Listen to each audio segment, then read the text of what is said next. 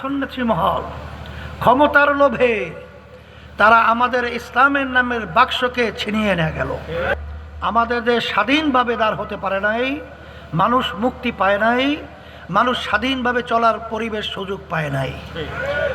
2024 5ই August যখন এই দেশ স্বাধীন হলো, আবার আমরা বলি নতুন স্বাধীন। এই স্বাধীনতার পরে এই দেশকে গঠন করা মানুষ বিভিন্ন অত্যাচার জুলুম থেকে মুক্তি পাওয়ার একটা সুযোগ তৈরি হয়েছে। সেই সুযোগ কাজে লাগাবার জন্যেই আমরা ঘোষণা দিয়েছিলাম ইসলামের পক্ষে একটা বাক্স দেওয়ার জন্যে। আলহামদুলিল্লাহ সে পরিবেশ তৈরি হয়ে গেছিল। যখন নাকি পরিবেশ দেখলো আবার আর এক শ্রেণীর স্বার্থন্বেষী মহল ক্ষমতার লোভে তারা আমাদের ইসলামের নামের বাক্সকে ছিনিয়ে নিয়ে গেল। তারা ছিনিয়ে নিয়ে তখন তারা কি বলেছে, যারা এই প্রচলিত যে নিয়ম অনুযায়ী দেশ চলছে এই প্রচলিত নিয়মেই আবার দেশ পরিচালনা করবে। আমাদের কথা হলো, যদি প্রচলিত নিয়মেই দেশ সুন্দর হয় তাহলে 54 বছরে কেন হলো না? আসলে অনেকে তার বলে থাকে, বিশেষ করে এই যে এখন জামাতের নেতৃত্বে যে জোট রয়েছে, জামাতের নেতারা বলে ইনসাফ প্রতিষ্ঠা করবে। আমরা তাদেরকে প্রশ্ন রাখতে চাই, আমেরিকাও তো শব্দ ব্যবহার করে ইনসাফ, লন্ডন তারাও তো শব্দ ব্যবহার করে ইনসাফ, কিন্তু কোন নীতি আদর্শের মাধ্যমে আপনি ইনসাফ প্রতিষ্ঠিত করবেন সেটা জাতি জানতে চায়, আমরা জানতে চাই। আমরা তো ইনসাফ প্রতিষ্ঠিত করতে চাই ইসলামের নিয়ম নীতি আদর্শের ইনসাফ।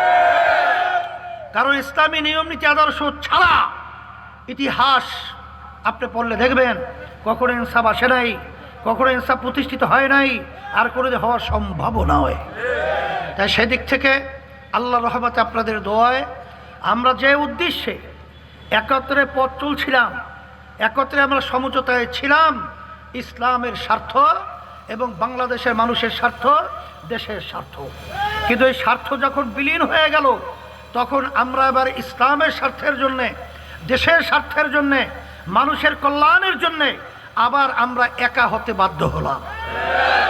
এজন্য ইসলামী আন্দোলন বাংলাদেশ আজকে আমরা হাত পাখা প্রতীকে এই রৌমারীতে এবং কুড়িগ্রাম সহ সারা বাংলাদেশের মধ্যে অনেকে হয়তো বা মনে করতে পারে আমরা একা হয়ে গেছি। না, আল্লাহর রহমতে আমরা একা হই নাই, আমাদের সাথে আল্লাহ রয়েছে। আমরা একা হই নাই। আজকে বাংলাদেশে যারা ইসলামকে ভালোবাসে তারা আমাদের সাথে রয়েছে। আমরা একা হই নাই।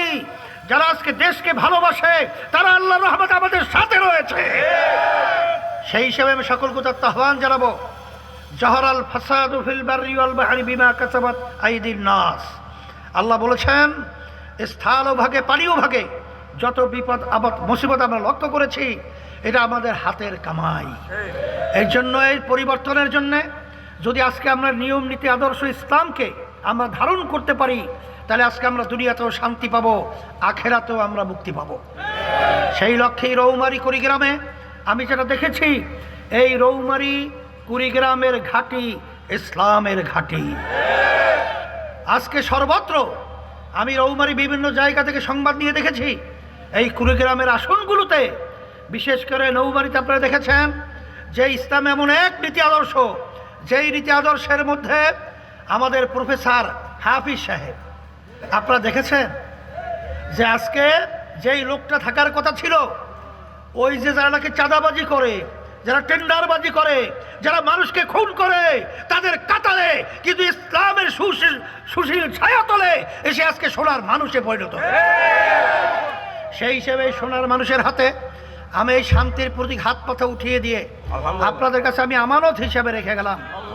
আল্লাহ রাব্বুল আলামিন যেন এই হাত পাকা প্রতীকের প্রার্থী হাফিজ প্রফেসর সাহেবকে আল্লাহ যেন বিজয় দান করেন, আল্লাহ যেন বিজয় হতে পারে, আল্লাহ তৌফিক দান করেন, আল্লাহ কবুল করেন।